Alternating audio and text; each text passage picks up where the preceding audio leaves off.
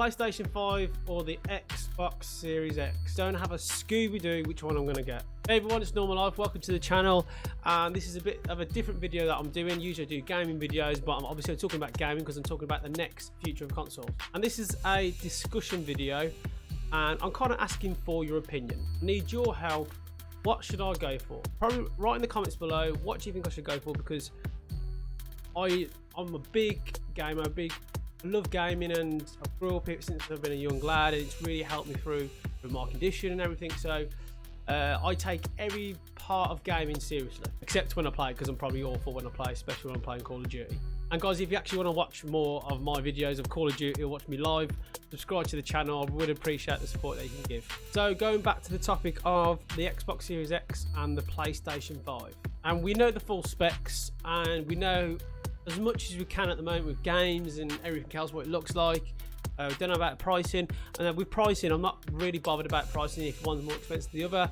I've saved up enough money to buy one. I've been saving for the past couple of years, so I've got enough so it doesn't break the bank. It's not about the pricing for me, it's about the experience I get with the console.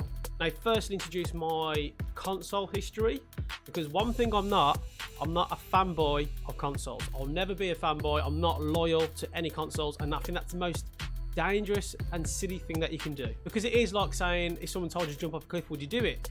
It's the same thing with that. Like, you need to make your own decisions and have your own logical thoughts instead of being brainwashed by a company, because if you stick to one because you're loyal, you'll be stuck with that console through good times, and also probably through some bad times or bad experiences that it's going to get compared to something else. Now, when I was a young lad, I've had a Nintendo, Sega, I've had your Game Boys, I've had my N64, still got my games here, Game Boy. I've still got loads of the consoles that I used to play with.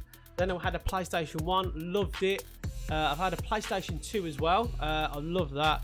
And then I made the decision, what do you go for, the PlayStation 3 or the Xbox original as well, and the Xbox 360. And I went for the Xbox route.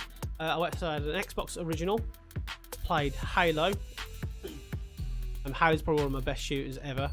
And I then went to Xbox 360. So I kind of stayed with Xbox through 2 generations of consoles. Same with PlayStation 1 and 2. But as you can see, there's a trend. I'm not staying to each one. Then when the next generation of consoles come through, so the Xbox One or the PlayStation 4, I went back to PlayStation. I went to PlayStation 4 because it had the better hardware, and that's what I was looking for. And it's so difficult to decide at this next generation of consoles. I think this is the hardest one. Usually I'm kind of, yeah, I'm going to go with this one because of this reason. This debate is very, very difficult. Yes, we need more information of the consoles, what they can do and everything else, and probably clear a few things up with rumours. But we know most things, and just to go over what's going over my head. So we'll start with PlayStation. So with the PlayStation 5, the PlayStation and PlayStation are very, very clever, and they're just very good at marketing, really. They have exclusives. They have great exclusives, such as The Last of Us, Uncharted, and have other games as well, just that you can only play on PlayStation. And these are brilliant games. You get great experience and just big enjoyment playing these games, and PlayStation have done really, really well there. I'm not actually fussed with the exclusives out now, so it's the Spider-Man and Ground Zero. I'm not really fussed about them. To be fair, I should play stuff like that, but they don't really tickle my fancy really when playing them games. Then we're going to look at PlayStation specs. Now, but Xbox and PlayStation, they have very, very good components. That they literally are really good components. You're going to have a great experience from both. But one thing what scared me with the PlayStation 5 is the variable usage of like voltage or power. It goes to each component, so the CPU and the GPU, so it will kind of power one more than the other, or don't give much to the other one, and that scares me. Just because with articles out now that the PlayStation 5 could actually struggle playing 4K or 1080p, I can't remember which one it was, at 60 frames per second because of that component issue. It's not as strong as the Xbox. When you play them, it'll say it's probably 4K, but it could actually be fake 4K. And that's what really worries me about the PlayStation, because at the end of the day, the next generation consoles, I think these days, is playing in the most high definition as you can, with the most frame rates as you can, and that scares me. Is PlayStation still behind with components? And even if the components are really still good, I know they've got that super fast SSD, but if I think it doesn't look visually as good as I wanted it to, then that kind of worries me. And let's talk about the Xbox. Now, the Xbox has had a hard time. They've had a hard time, and obviously they have shot themselves in their own foot. So let's just be honest. Xbox have no exclusive. Kindly, you can play the same game you can play on Xbox One, same on the Series X, which is, well, it's not really next generation, is it? And if an exclusive did come out, you can play it on PC, so just get a PC. But at the end of the day, I'm talking about consoles only. Some people can only afford one thing, either it's a PC or a console. And I'm looking, I can afford both.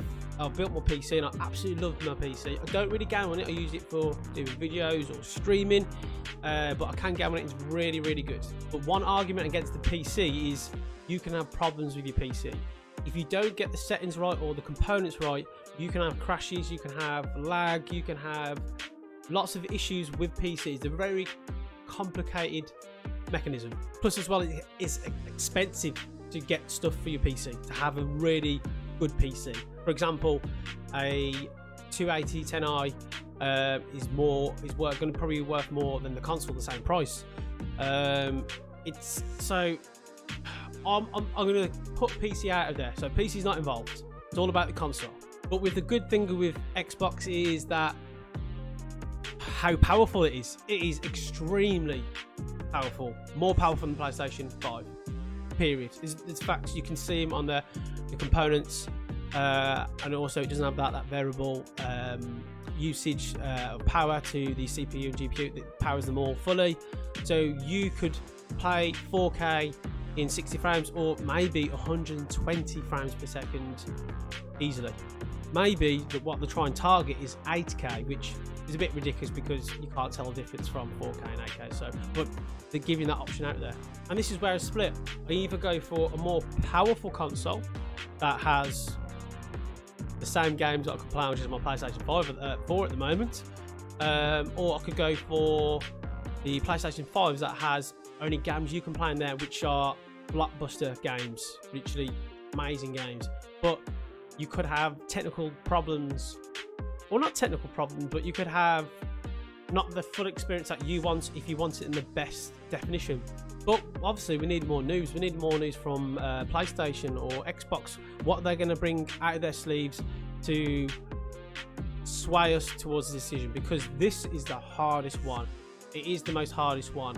And as I say, I'm not loyal to consoles, so I could go either way. But what the decisions I've made before is going towards the most powerful consoles. That's probably leaning towards Xbox a tiny bit, because I want the best experience I can when playing a game. That means visually, frames per second, and I'm playing into the future, because it could be a great game, but if it's not at the best resolution and frame rate, then I feel like I'm just going, well, I'm standing still, actually, not going backwards, standing still with the next generation of gaming. But this is where you can't be a fanboy. I could go with Xbox and never play The Last of Us again, or you could when you're on PC when it goes on the PlayStation Pass. But for example, the Last of Us 2 is not on the PlayStation Pass, and it won't be on there for a while. So if The Last of Us 3 comes out, I can't play it, and I've got to make that decision.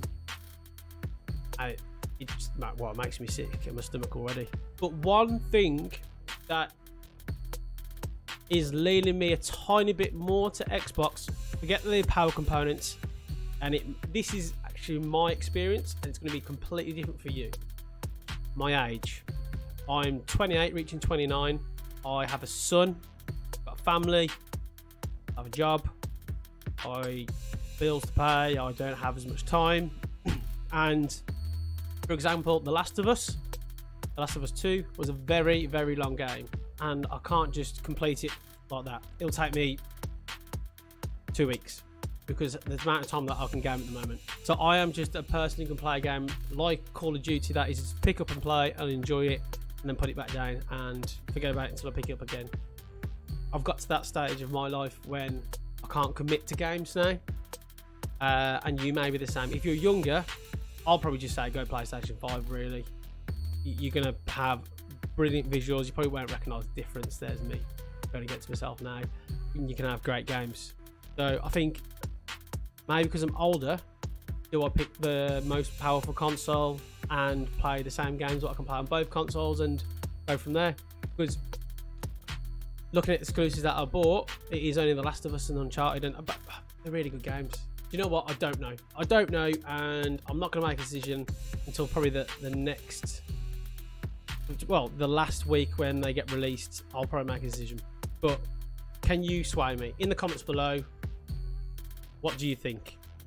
Or if you're PlayStation 5, go for a thumbs up. If you're on an Xbox Series X, go for a thumb down. I don't know why I'm giving Xbox a thumb down, but I don't know why I'm saying that. I'm not swaying to one side towards PlayStation. But yeah, just write in your comments below. What do you think I should go for? Try and persuade me in the comments which one's the best, and that's it. But don't give a fanboy opinion. Try and give an honest opinion if you can. Or if you want to give a fanboy opinion, just shoot away. Try and persuade me doing that.